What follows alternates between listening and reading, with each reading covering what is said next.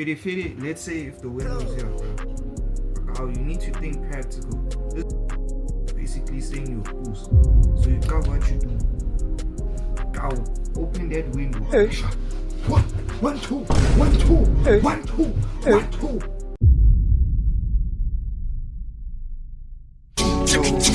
Yeah, a pussy working like a racist. She ride a dick, she in a spaceship. I blow her back up, told her take it. Mama told me fake it till I make it, and I made it, yeah.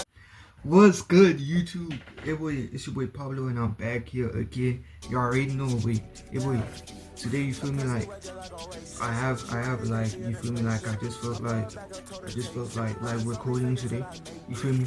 Watching some scary videos, but like scary documentaries. Cause I wouldn't even lie, boy. In my meantime, I do be watching scary documentaries like where they low key slap, boy. I can't even lie. And yeah, bro, I won't even lie. Like how y'all boys type. Now I hear you, like I hear you, bro. Yeah, now I get you, bro. I get you, but like you feel me like it's gonna get better though. I feel it. Yeah. For me, boy, I won't even lie, boy. Young niggas been writing exams, boy. I won't even lie. Tell me why. Young nigga has got like I've written like 7 tests so far. All of them I haven't finished it.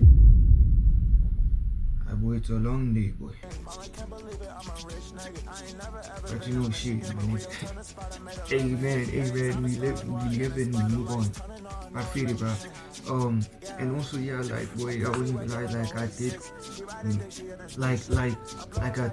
I made an intro, man. So fitty, I'ma just play it, and y'all boys will just tell me how it is. You feel me? Like, let me know, like, you feel me? Like, what you thinking? You feel me? Let me know in the comments. You feel me? Like, if it's top or not, boy. Like, let a young nigga know, boy. Let a young nigga know. Yeah, a pussy working like a racist. She ride a dick, she in a spaceship. I blow her back up, told her take it. Mama told me fake it till I make it, and I made it, yeah. But yeah, and yeah, bro. If you like, wait, now I'll just say that after. Yeah, my bad, bro. Like, fitty, let's get into it, bro. But yeah, boy, you feel me? Like here we have, like, you feel me? The boy Nick Crowley. You already know.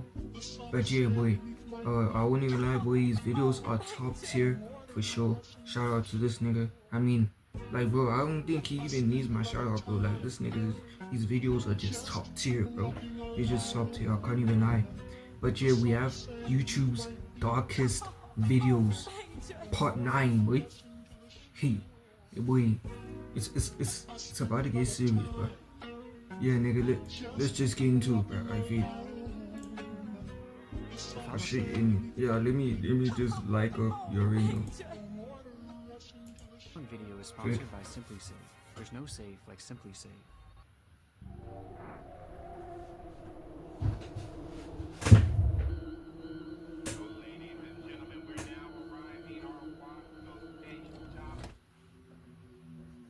On the morning of March 22nd, 2024, the Kern County Sheriff's Office was flooded.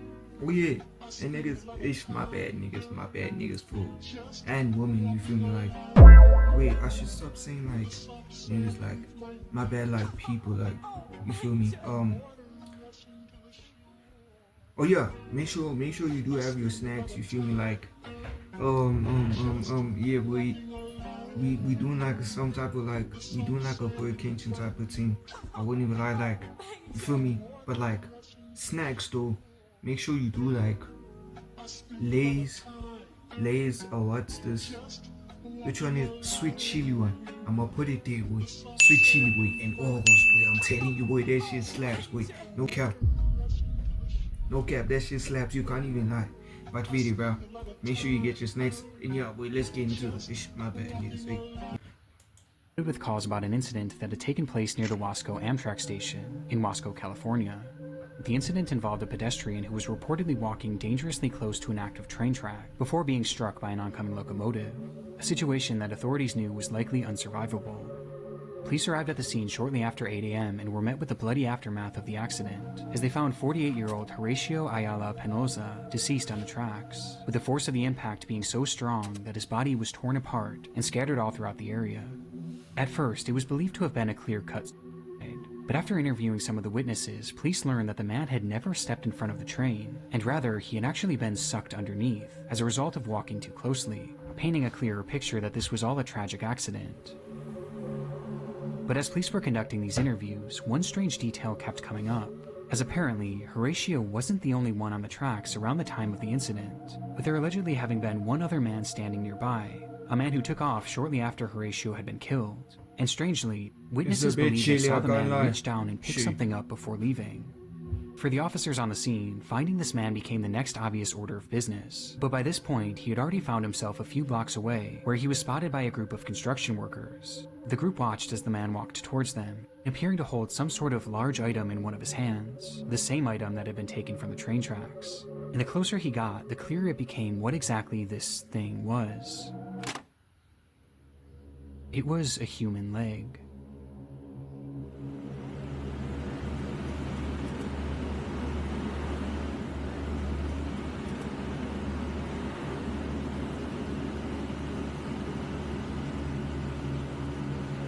Wait, what the hell? For some inexplicable reason, when the train had dismembered Horatio, this man had run over and picked up his leg, and he was now waving that leg on the sidewalk of a nearby road, with the construction crew claiming that he had been banging it against the fence as he walked towards them, and at one point had even struck the leg against one of their machines. Upon the realization, a wave of fear washed over the group, as they were unsure what this man had done to get this leg, or what he would do next, though that was something that even the wildest of imaginations could have never predicted. What was he gonna do? He's eating that shit. Hey, the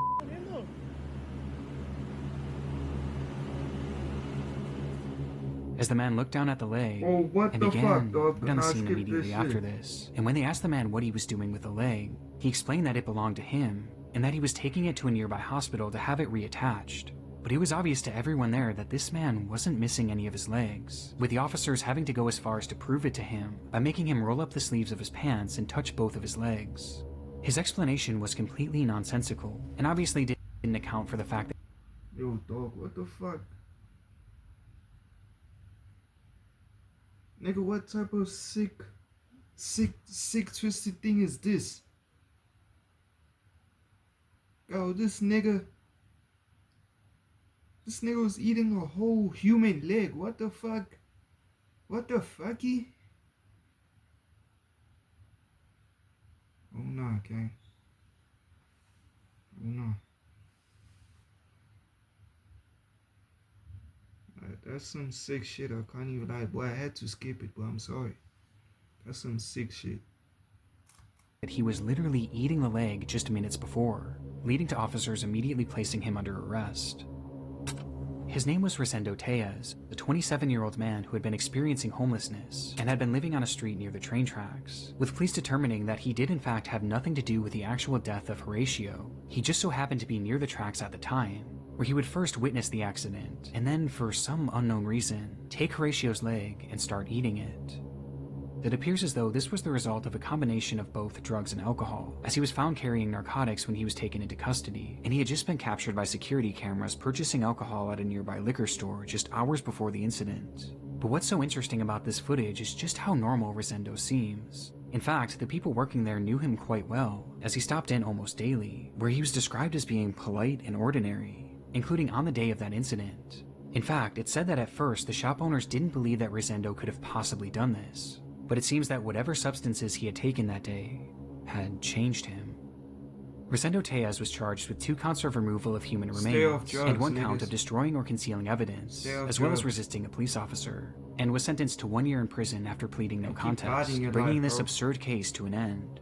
However, his unsettling behavior will forever live on in one of YouTube's darkest videos. Oh no. The fun of Halloween should not include mischief.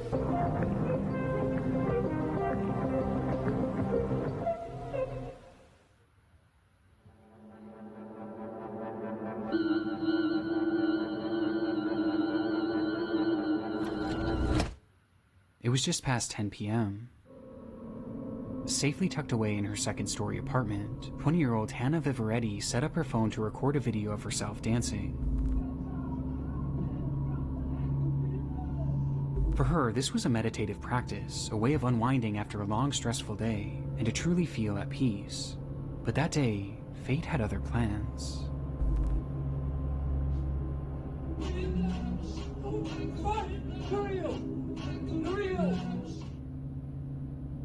As Hannah was dancing, something off camera caused her to stop dead in her tracks and yell, "Who are you?"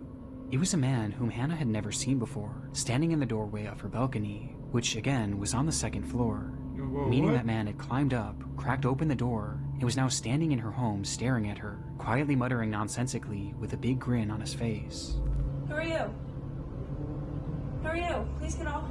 Hannah stopped the music and again asked, "Who are you?" To which the man responded, Niggas, and my woman out there. You see, this is exactly why you have to have some type of, self thingy. Especially the women, bro. Like, I can't even lie, niggas these days are weird, bro. Like, bro, what the hell? This nigga, bro, what the fuck? This nigga, he climbed up a balcony. Nigga, that was... Alright, niggas are crazy, bro. What the fuck? Alright, niggas, keep God in your life, bro. Keep God in your life. Like, I can't lie, bro. Cause what is this? Bro, what?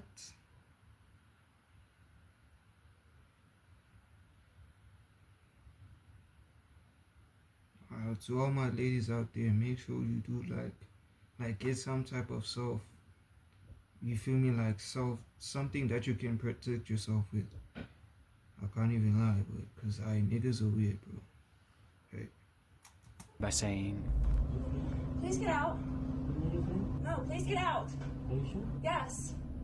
But her demeanor and the panic in her voice made it all too clear that this was far from the case. Who are you? Please get out of my apartment right now. She started to make her way over to her phone and then towards the front door. All the while, the man kept calmly insisting that they be friends. But Hannah was having none of it. Please get out of my apartment right now. Opening her front door and in the process, Get out. Get out. pointing the camera directly at the intruder, Bro, what the giving us our fuck? first and only glimpse of the man as he's standing still in the balcony doorway. And with her front door now open, she yelled at him to get out, loud enough for the neighbors to hear. Get out. Nigga, how does he... Nigga, what do you mean get out? Nigga, how will he get down? How did he get up? Bro, what is this? Oh, nah, bro. Oh, nah. Bro, how the hell did this nigga get up? Is this nigga Spider-Man? Which finally caused the man to retreat. Oh, nah. As it turns out, Hannah did actually know who this man was, at least vaguely, as he lived in the same apartment complex, but he never actually spoke to her. He would always just stare and smile, making it apparent that he had some sort of sick interest in her. As for why he entered her home that night, it's fairly obvious that his intentions were incredibly sinister, with Hannah recalling that during the entire experience, his hands never left his hoodie pocket, making her wonder if he was holding onto some sort of weapon that he may have been planning to use on her. But thankfully, because of her swift reaction, we'll never truly know what he had planned that night. Days after the incident, police would arrest 36-year-old Angel Moses Rodriguez Gomez and charge him with stalking, second-degree assault, third and fourth-degree burglary, and malicious destruction of property. But surprisingly, shortly after his arrest, they allowed him to walk free on bail. What? And given that he lived in the same apartment complex as Hannah, and clearly knew where she lived, this decision was incredibly controversial, with Hannah herself stating in an interview that, "I just don't think it's fair that he's walking freely right now, and I have to watch my back at every angle." Thankfully, the court's decision would not lead to any further escalations in the case, and today Angel no longer lives in the country, but the footage is incredibly chilling nonetheless, and it sent me down a rabbit hole of home invasion videos late the other night. And here on YouTube, I came across countless unsettling examples. Hey, boy. One such example comes from Saratov, Russia, and shows a woman moments after being awoken by the sound of knocking as she lay in bed in her apartment. It was around 4:30 a.m., which was already unusual enough, but things became downright horrifying for her when she realized that the knocking wasn't coming from the door, it was coming from the window.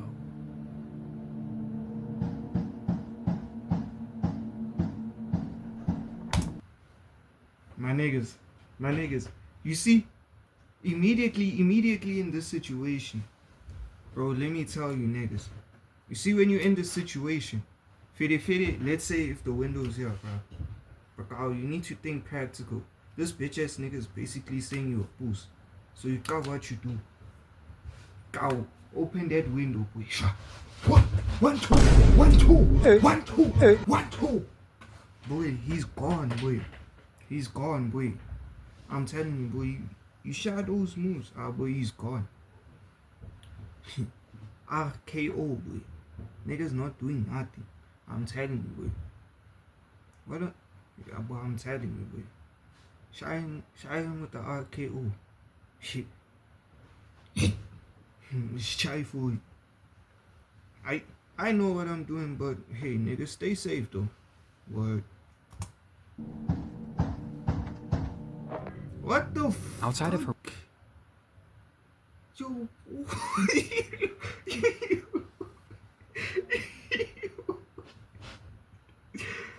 What the?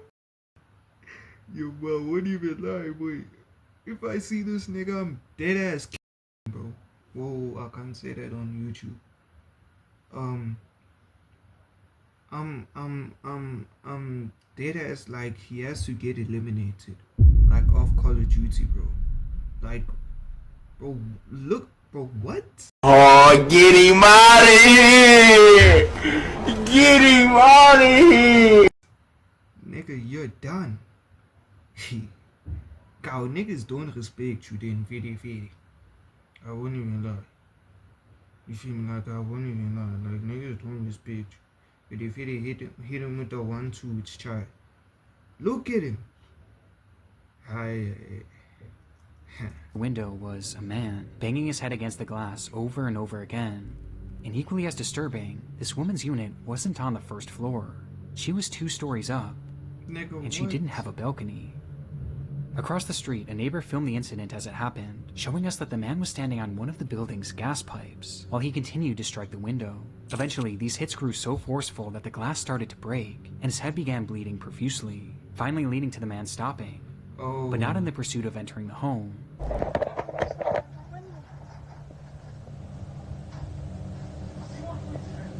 No, I wouldn't even lie, like, bro.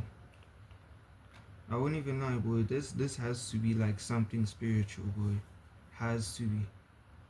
Nigga, what? Nigga, do you understand how crazy that is? My nigga, he kept on hitting his head while it was bleeding. Like, oh, this is something spiritual, boy. It's a demon. It's a demon, boy. Boy, nigga, stay prayed up, boy. I can't even lie. Stay prayed up. It's just crazy, bro. And to all my women, bro, like I said, bro. You feel me? Like, I don't want anybody getting in this situation, bro. You feel me? If you ever in this situation as a woman, bro, you feel me? You gonna need to have your blicky, bro. I can't even lie, cause niggas try it, and niggas are crazy, bro. Like, wait, this is exactly why you need your blicky, for sure. У него пена изо рта. Слушай, это у дурачка пена изо рта, мне бешенство или чё? Ну, бля, попей мочи, иди. Oh, look at this As he guy's instead climbed to a eyes. different window where he attempted to peel it open with his fingers. But by this point, police had already arrived on the scene, and eventually the man would be forced down and placed under arrest. When looking for an explanation as to why this man was doing this, it appears that he was under the influence of bath salts during the ordeal. But aside from this, I couldn't find any other information about the man's identity, or whatever became of him. But I was able to find that this clip doesn't tell the entire story, as the woman behind the camera actually spoke to a local reporter and provided additional context to the ordeal, which only made the story more terrifying. At first, he knocked with his hands. Then he began to peck at me at the window with his head for an hour and a half without stopping. After that, he started shouting my name to the whole yard. He was foaming at the mouth. His whole face was covered in blood, and he shouted that he wanted to talk to me, and he needed me. With the most terrifying part of the statement being that she had no idea who this man was, or how he could have even known her name.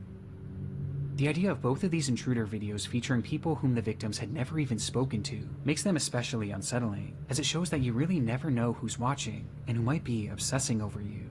But incidents like this can be equally as chilling when the intruder is someone that you do know. Mohammed Amana was a 26-year-old man living in Orrefors, Sweden, and had been dating a woman named Maria. But after several run-ins with the law, Mohammed's lifestyle just became too much for her, and she eventually decided to end the relationship. This caused Mohammed to become enraged, an emotion that was only further heightened when he discovered that she was staying with a male friend of theirs. And on the 25th of May, he would show up at his doorstep and ask to speak to Maria. Inside, the male friend and Maria both refused to let him in and told him to leave, and for a moment he did, though only temporarily, as he would return minutes later, this time armed with a ladder. And noticing what he was trying to do, the homeowner began recording on his cell phone. En stege. Okay. Nigga, kick that ladder, boy. Make that nigga fall. The man behind the boy, camera man. asks, "What are you doing?" Niggas are playing with their lives, boy. Look at this bitch ass nigga. Hey, boy, I'm kicking it. Nigga, hey, niggas is taking chances, boy. Like, what the hell is this nigga doing? Nigga, kick him, boy.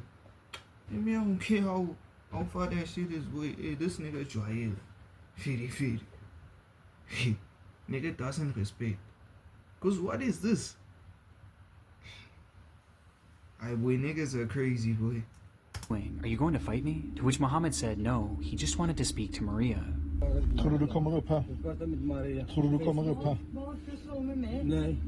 As he said this, his demeanor was unsettlingly calm as he continues making his way up the ladder. Mohammed, du kommer inte upp här. Du kommer inte in i mitt Go hem. punch him! Du kommer inte in i What mitt is he hem, doing? Mohammed. With his demeanor being so calm that the cameraman couldn't tell if Mohammed was a threat or not, though it wouldn't take long for him to get his answer. Du kommer inte in i mitt hem. You see how niggas try it. This In an guy's a instant, bitch. Mohammed struck the This cameraman, guy's a bitch. causing him to retreat into his room. Niggas, you see what I'm talking about? Aye, boy. All I know, this shit is not happening to me. For sure. Nigga, what the fuck? For sure. Avocados from Mexico. Can't be. Hey, niggas dry like, it's crazy, bro. Closing the sliding glass door just in time for Mohammed to step on the balcony and brandish a large kitchen knife. Like, bro.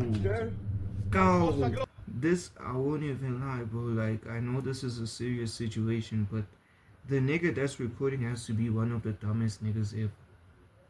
Like, I can't even lie, boy. Like, what? Nigga, how do you even let this happen as a grown-ass man, bro?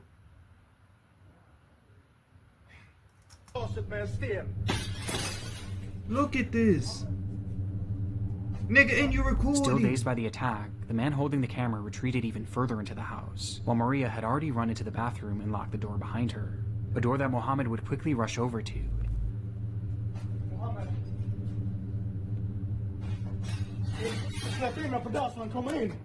Han kommer in, Maria.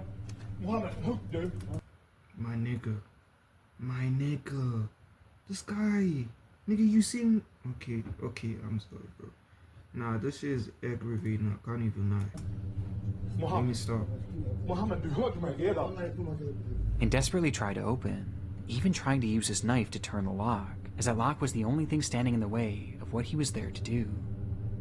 What exactly that was is unknown, as police would manage to arrive on the scene within minutes of this footage being taken, I where they mean, would my arrest nigga, we Mohammed know. before he was able to get to Maria. But it's clear based on the fact that he had a weapon on him and his desperate attempt to breach the house that he didn't just want to have a conversation. Yeah.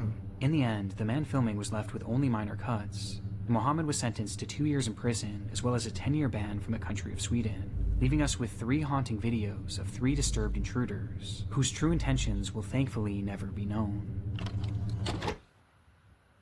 Avocados from Mexico. It's the spookiest time of the year, a time when the consumption of horror movies and dark YouTube videos reaches its peak. But while fun in the moment, the true terror of consuming this content often occurs long after the credits roll, when you close your eyes to go to sleep, only to feel the sickening feeling of paranoia, every creak in your home sending a jolt. Yeah, this is a ad. My bad, niggas. But Simply Safe isn't just your run-of-the-mill security system. No safe. Like I Simply knew. Safe. And man, shout out Nick. Nick in the cut.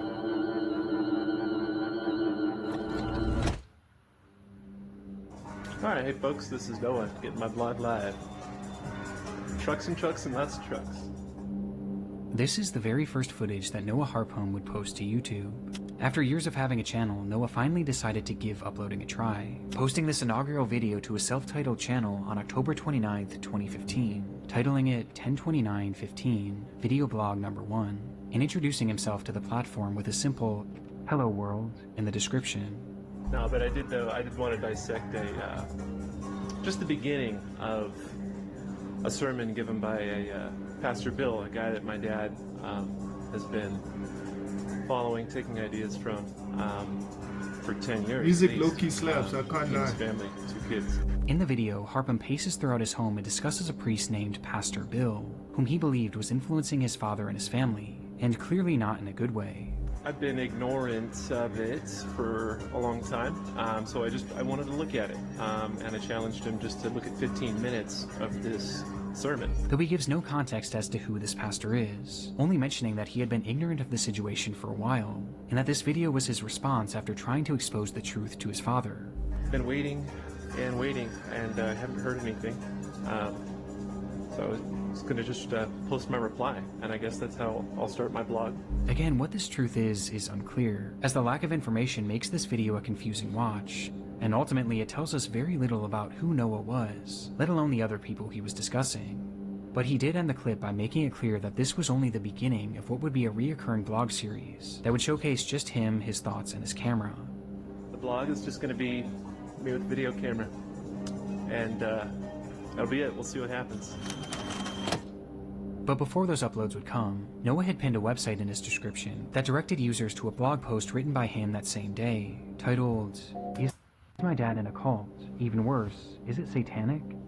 Throughout the writing, Harpum loosely provides additional context for his video, as he breaks down a sermon given by Pastor Bill, who is shown to be Bill Johnson, a well-known preacher from the Bethel Church in Redding, California, who had garnered a large following online. And despite the sermon being over an hour long, Harpum goes through it point by point, critiquing everything that he said. And the more he typed, the more angry he got. And the more angry he got, the more nonsensical his words became. "I'm attempting to present a case that shows the leader of this prestigious institution, along with a select group of rulers, are using mind control techniques to poison and confuse legions of useful idiots that slave away to keep the institution humming along, and that this man, Pastor Bill Johnson, and his ruling caste are using mind control to keep people imbalanced and ignorant, in a state of perpetual waiting for the material world to be defied, while they themselves are profiting immensely in this material world." The blog gives us a peek behind the curtain of the man shown in this video, a man who seems to be clearly mentally unwell, paranoid, and very angry, with the post making it clear that the purpose of Noah's content was to bring this pastor down, and video blog number 1 was supposed to be just the start. However, there would never be a video blog number 2, as just 2 days after posting this video, Noah's life would take a drastic turn. Colorado Springs 911, what's the exact location of your emergency? It's at, Can you repeat that one more time for me and make sure I had it correct? well, it's across the street from me. I'm calling from my address. Tell me exactly what happened. Well, there was a guy walking around with like 2 cans of gasoline or something, 2 small cans, and a big, like a rifle. It was black, and it had a strap around it. He's walking up to doors and stuff. At 8:35 a.m. on Halloween morning, a woman named Naomi Bettis called 911 after witnessing a suspicious man walking around her neighborhood in Colorado Springs, as she watched him carrying several cans of gas, as well as an AR-15 that was hung over his shoulder. She didn't know it at the time, but this man was her neighbor, Noah Harpum. And then I seen that he walked into the building, and the glass window at that business is broke. And that's a business? What's the name of the business? I have no idea, but I just know it's, I don't know if it's a fake gun, BB gun, but it looks pretty scary. As the call progresses, Naomi explains that she had watched him enter a nearby business, where one of the windows appeared to have been broken. She wasn't sure if anything illegal had happened at this point, but she was convinced that Noah was up to something sinister, which based on what he had in his possession seemed to be the only logical conclusion. However, this concern wasn't felt by everyone. Okay. And you said it looked like a long gun, correct? Like a rifle? Yes. Uh-huh. Well, it is an open carry state, so he can have a weapon with him or walking around with it. But of course, having those gas cans, it does seem pretty suspicious, so we're going to keep the call going for that. Okay, and the window's broken to that business downstairs, so. Right. And you said he's now upstairs, correct? Yes. Mm-hmm. And are you or anyone else in immediate danger? No. Okay. As the operator seemingly brushed aside the incident, stating that she was only keeping the call going because the gas cans could be suspicious. However, even with that, the report still wasn't taken seriously, as the dispatcher hung up on her shortly after, before dispatching one single officer to the scene, an officer that never even made it there, as just moments later he was called off and sent to what was deemed to be a more pressing scene at the local senior center. Man. Naomi's concerns were completely ignored, but despite this, she continued to watch out her window, waiting to see what Noah would do next. 4 minutes after her call with police ended, and 10 minutes after first reporting Noah's behavior, Naomi would dial 911 once again, only this time, her demeanor was far different. I just called a few minutes ago, and the guy came back out, and he fired a gun at somebody, and he's laying on the street dead. Oh my God, you sent an ambulance too. Naomi's worst fears had come true, as she frantically told dispatch that the man carrying the gun had just shot and killed someone outside of her home. Oh my God. Okay, calm down, okay? Stay with me. I'm just putting that into the call. Is anyone in immediate danger? No, that I can see or no. In response, the operator bizarrely asks if anyone else is in danger, but Like, Naomi, bitch, are likely you in a state dumb? of shock, answers no, before immediately realizing that Noah was heading in the direction of Platt Avenue, which was known to be a busier neighborhood. Maybe on Platt Avenue there might be people in danger. Naomi, I need the suspect's description. Do you know his name? No, I don't. Bitch, why does that matter? He's white, and he's got long curly hair coming out of his cap. She desperately tried to relay that more people were likely in harm's way, only to be immediately proven right just seconds later. I think, yeah, there's people outside that might be in danger up on Platt. Okay. Oh, I just heard another gun fire. Oh my God. When she hears more gunshots, prompting the operator to once again ask, Yeah, they need to call an ambulance or something right away. Okay. Is anyone in immediate danger? I mean, come on. Like, I mean, at this point, it's like, shorty, are you on the spectrum? Like, like, bro, like, come on, dog. Nigga, it's been 2 people and shorty is asking, are you in immediate danger? Or is anyone in a water, nigga? Nigga, what? Nigga, he's... I can't say that. But, like, he's eliminating people on Fortnite, bro. Like, come on. What the hell? My guy, like, come on. Like, why are you acting slow, bro? Obviously, you're supposed to call in, you feel me, the dispatch and get this nigga eliminated, bro. What? Okay. Or let me know if I'm tweaking, niggas. And you feel me, maybe it's like, yeah. Only people up on Platt, maybe. All right, I am sending the paramedics to help you now. Stay on the line, and I'll tell you exactly what to do next, okay? Okay. It was only then that the operator would tell Naomi that police and medical personnel were finally being dispatched to the scene, but by this point, it was far too late.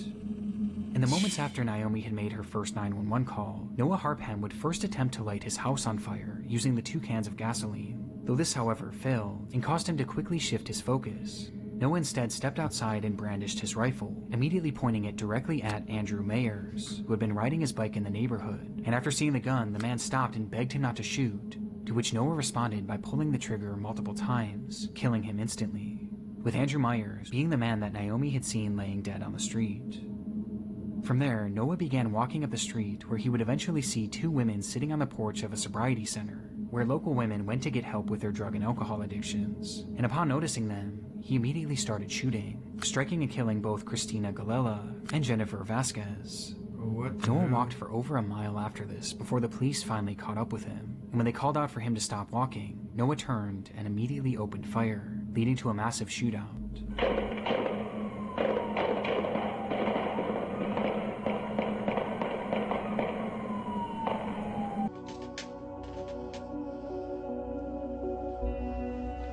$803. Damn. Nah, boy. This When the is smoke crazy. cleared, the only one struck had been Noah, who was lying dead on the pavement, marking the end of his killing spree. The investigation that followed revealed that Noah had never even met any of the 3 people he killed that day. They were all total strangers, leaving the question, why had he done it? Well, even today, there's still no clear motive, with this appearing to be a completely random and senseless act. But looking at his final and only posts online, Noah was clearly very angry and seemed to be mentally unwell, which was corroborated by testimony from his parents, as they later claimed that he had anger issues and suffered from drug addiction and bipolar disorder. But what's so unusual about this to me was that this video was published just 2 days before the killings, and it was clearly not meant to be a one-off post. It was something that he seemed genuinely excited to continue, yet not even 48 hours later, he resorted to this. What happened in that time frame may never be known, but the effects of it will last forever. And I can't help but wonder how differently this all could have gone if that initial 911 operator had just taken Naomi's report seriously. Noah's spree didn't start for a full 10 minutes after she started that call, which would have been more than enough time for police to intervene. But instead, Noah was given all the time he needed to end 3 innocent lives. And I won't even lie, but like, shout out to all, you feel me, like the people from like American, you feel me. But I feel like niggas, they really don't take stuff seriously, bro. I'ma keep it up. I mean, also in South Africa, I won't even lie with you. Niggas, I feel like it's even worse here, but yo, I would. Like, it's crazy though, like, I don't know, I don't get those type of people, bro. Like, why didn't she help? Like, at the first, like, I don't know, bro. I don't know.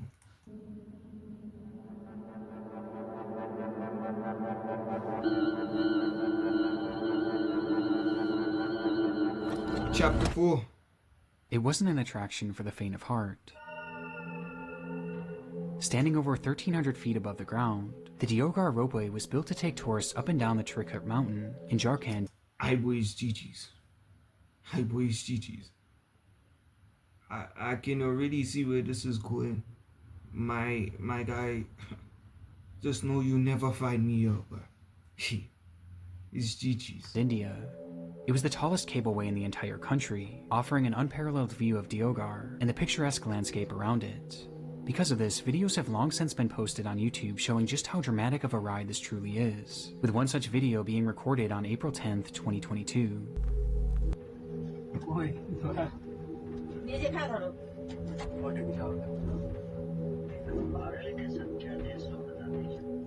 That day, a woman and her family had been filming their adventure to the Trikut mountain, and were now filming a first-person view of the descent back down. You and me, my Gucci shoes.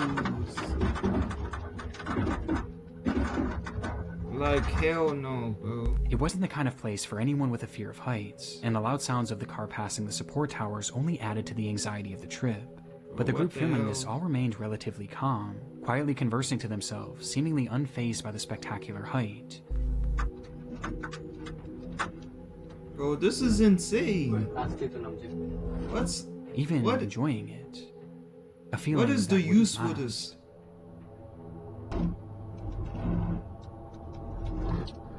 Like, hell no.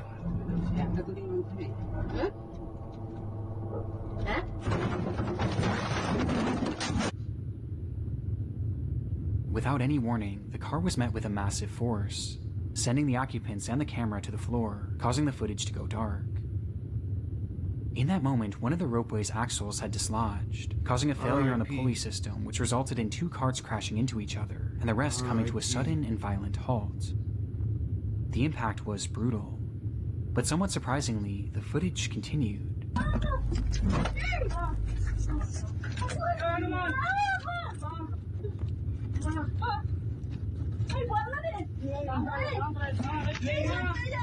Showing just enough to reveal that the ropeway and the cabin these people were in were both still intact, before the recording came to an end.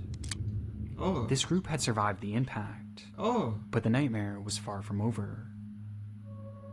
What you News mean? of the collision quickly spread throughout the region, leading to the scene being flooded with rescuers and news crews alike, with everyone trying to figure out what exactly was happening, and the initial prognosis was grim.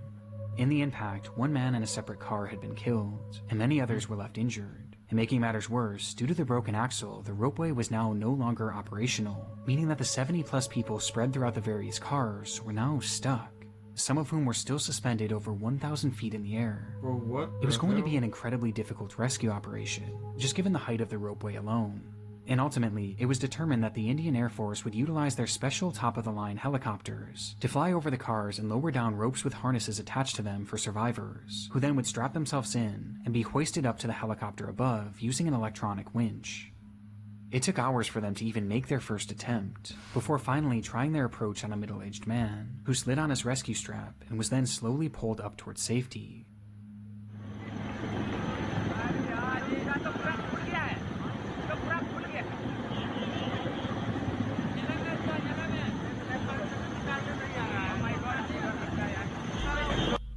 The footage of this is horrifying. These people were already over 1,000 feet in the air when their cars got stuck, and now they were being lifted even higher, tethered only by a single rope and a safety harness. Worst of all, it was a particularly windy day, which was made worse by the swirling of the helicopter blades, a combination that caused the man to start swinging wildly from side to side as he hung onto the rope for dear life.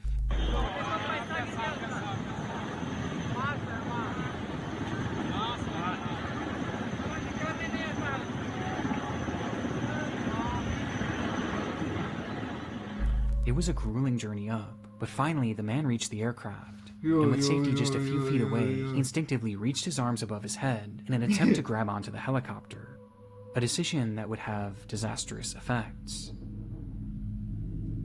As he did so, his harness slid upwards and was pulled over his shoulders, and then over his arms, before eventually landing in his hands, meaning the only thing left holding him up was his own grip, as he clung to the now useless harness.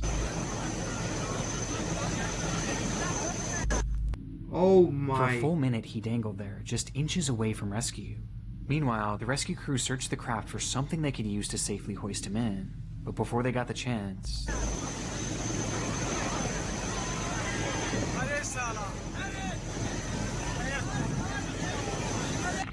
the man slipped out of his harness, momentarily catching himself on the side of the helicopter itself.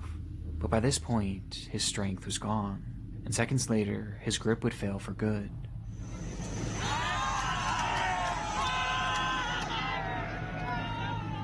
Causing him to plummet approximately 2,000 feet to the ground below. No boy, I wouldn't even lie, boy.